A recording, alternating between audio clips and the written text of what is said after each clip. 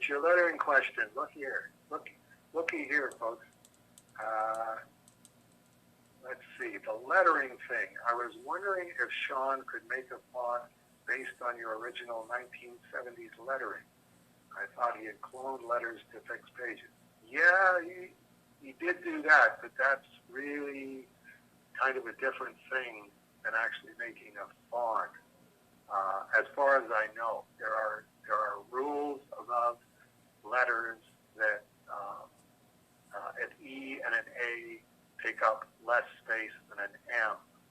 So you have to really put a lot of work in on the digital side, saying any time that an M occurs next to an A, the A has to have this much space on either side of it.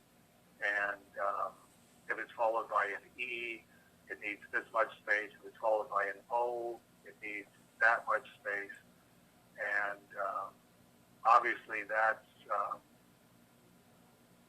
something that Comic Craft, Richard Starkings, absolutely perfected, knowing how to do that and making it flawless, which is what you get into. Might be a worthwhile endeavor. In fact, I was thinking maybe Richard Starkings would want a Dave Sim font. I don't know, it's just a thought. Maybe it would come in handy for the Spanish language Cerebus comics. Yeah, actually they did that. I forget whether it was folks in France or the folks in Italy did come up with a font from my lettering style, and that was used for all the translation. The France, Spain, and Italy edition. So it can be done. I don't know if that's an area that Sean has expertise in. It's probably not something he's worth learning, interested in learning too much about at this stage. My thing was that I wanted to do this one last Cerebus lettering job from that time period and trying to do the actual lettering style, which really turned out to be part of the long, slow climb since the wrist went south in 2015. 6 years where for, I think, easily the first year, certainly by the time I was mocking up Cerebus in Hell strips, it was all I could do to do a word balloon. And the word balloons were, on a percentage basis, not very good. But they didn't have to be very good. It was just showing Sandy Atwell, here's where the word balloons go, here's how large the word balloon should be. So obviously the hope is that I could get back to doing photorealism at some point, because what we're talking about is the accuracy, the ability for me to put a very tiny line exactly where it needs to be. The amount of flexibility that I've got doing bushes and planes and basic cartooning and stuff like that, there's a lot of latitude there. Lettering, no. It either looks like Cerebus lettering or it doesn't, and it has to go exactly where it has to go. And I'm just not there yet. And that was a little frustrating, but it was at least satisfying to letter one last Cerebus story from that time period. Then you say, since we're discussing dead-hand lettering, how about dead-hand drawing? Any chance you'd be willing to try to finish Solecism or the challenge? I know 2021 Dave can't draw the late 1970s, early 1980s Dave, but you might be able to finish it in the style of the end of Cerebus. Thoughts on why not? And then you put in brackets, I know how this one ends.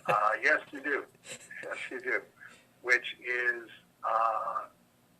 from the moment that I took the passage story, which I only had on photocopies.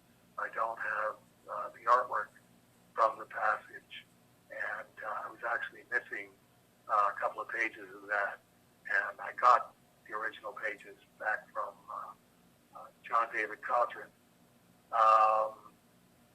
And I thought, well, okay, the photocopies are light, but they're pretty accurate. All I have to do is re-ink them. And it's like, no, I was completely astonished to find out, no, I can't do this. I can't draw like 1970s Dave Sim. Even trying to retouch 1970s Dave Sim, my hand just doesn't go like that, and the lines don't go like that. And I'm dissatisfied personally with the first 2 pages of Cerebus that I recreated.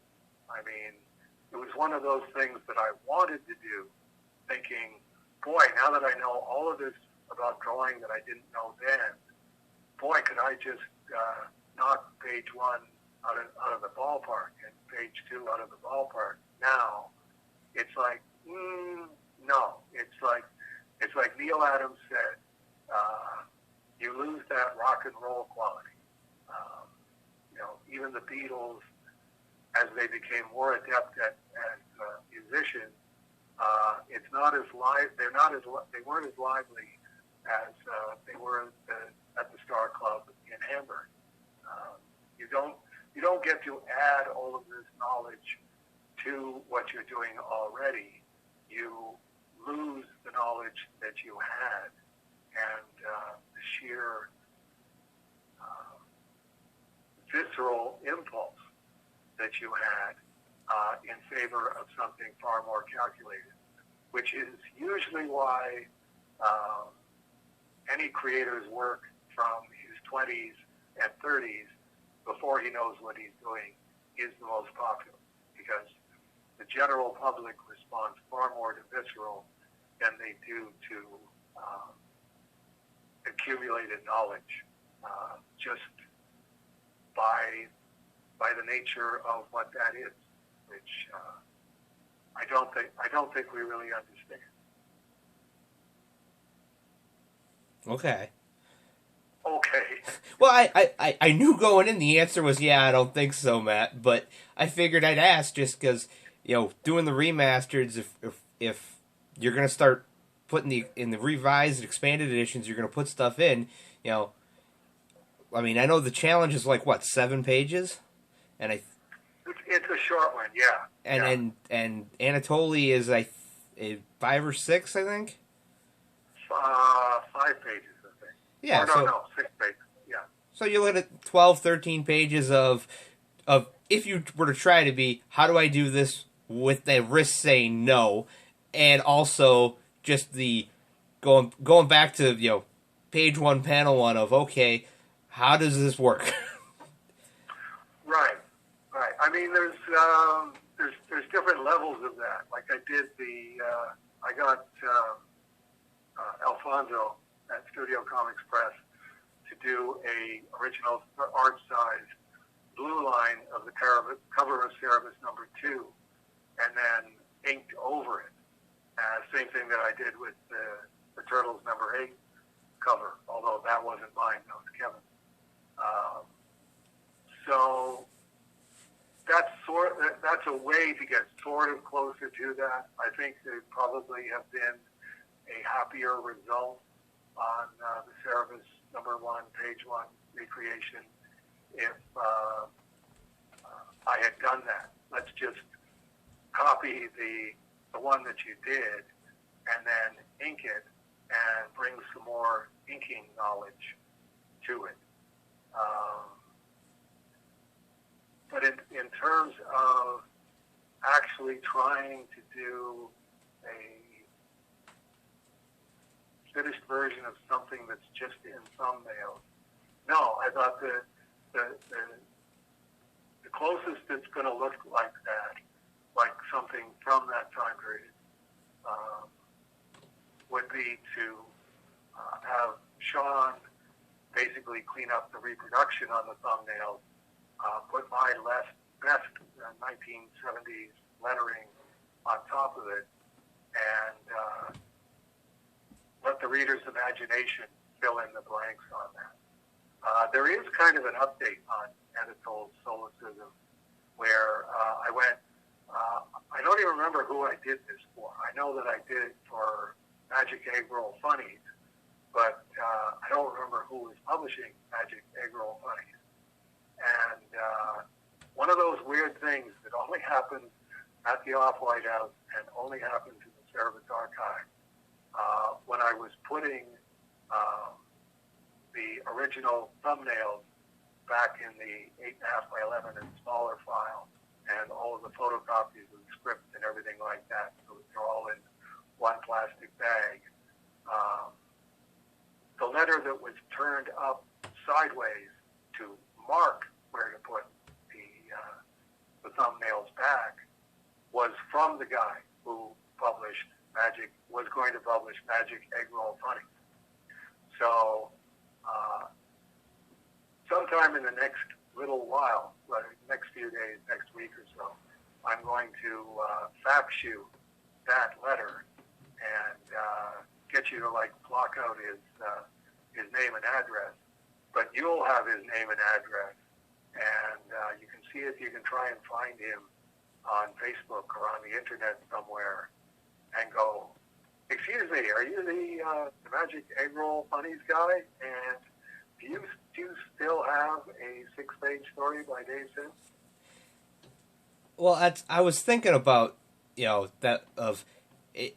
It's the 21st century. You can find anyone or anything, and everybody goes, "Yeah, no, you can't." So this is one of the Matt personal stories that's going to make Dave go, "No, Matt, you're making that up." But it's 100% true. So when I was 10 or 11, I was visiting my aunt down in Milwaukee, and she lived near the college down there. So there were a lot of bars, a lot of college kids that got stupid on Friday night. And one day she went in her backyard, and she had a fenced-in backyard, and there was this black T-shirt wrapped around the wheels of the tricycle that her granddaughter rides around. And she washed it, and when I showed up for a visit with my mom, she said, "Hey, do you want this shirt?" I'm like, "Yeah, sure." And it's got a skull and axes and swords and stuff, and it says Blacklist. And it looks very metal. I mean, it's the quintessential, 80s metal T-shirt. And I loved it because it was such a neat design. What year was it? Probably 1989. Okay, when metal was metal. Yeah, this is mid '80s, mid to late '80s. So I have this shirt, and I wore it all the way through high school until I got fat enough that it doesn't fit. And it's a true metal shirt because it's black and the sleeves were cut off, and whoever had this shirt obviously was having a great party when he threw it in my aunt's backyard. Yeah, where did my shirt go? So I have this shirt, and I love it, but I can't wear it because I've gotten bigger. So I took it to the local screen printing place and said, "I'd like you to make a copy of this shirt." And the guy went, "Well, it's not going to have all the details of the original, and I'm like, "Okay, just how much?" And so $30. So I get the shirt. It's white instead of silver like the original, but okay, whatever. But the design is 90% there. So Paul and I are going to this rock festival that a friend of hers invited us to, and okay, we're gonna go see Alice Cooper. No way. And No way. No. We're gonna go see Alice Cooper, and okay, so I wear this shirt because it's my metal shirt. And we're walking past the beer garden, and Paula and her friend are going to get drinks, and I don't drink, so I'm just hanging back. And the bartender calls me over, and it's this 20-something-year-old woman. And she's like, "Where'd you get that shirt?" I'm like, "Oh, I made it." She's like, Blacklist?" I'm like, "Yeah, kind of. I've, watched videos of them on the internet that I found." And she's like, "My dad's the drummer." And I'm like, really? And she's like, yeah. And what's your favorite song? I'm like, well, really? And I explain, I got this shirt. I like the shirt. I made a reproduction of the shirt. So she's like, can I get a picture, of the two of us? And I'm like, sure. And she's like, well, I can't use my phone because I'll get in trouble because I'm bartending. So I took a picture with my phone, and then she gives me her email, and I email her the picture so she can show her dad. So the odds of me finding Magic Egg Roll Funnies is probably really small, but it's not zero. Well, if it's going to happen, it's going to happen to Matt Dow. Most likely. You've had a few of those where you go, what was the last one? It was somebody else. Oh, the guy that threw away all of the readers' written comics. Yeah. That one was really easy because he's got a blog. Well, there you go.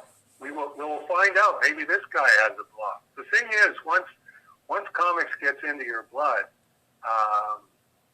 it's usually there to stay, and it'll be something that you do say you identify yourself by on the internet, either a Facebook page or a blog or a group that you belong to, or whatever. We'll see where it goes.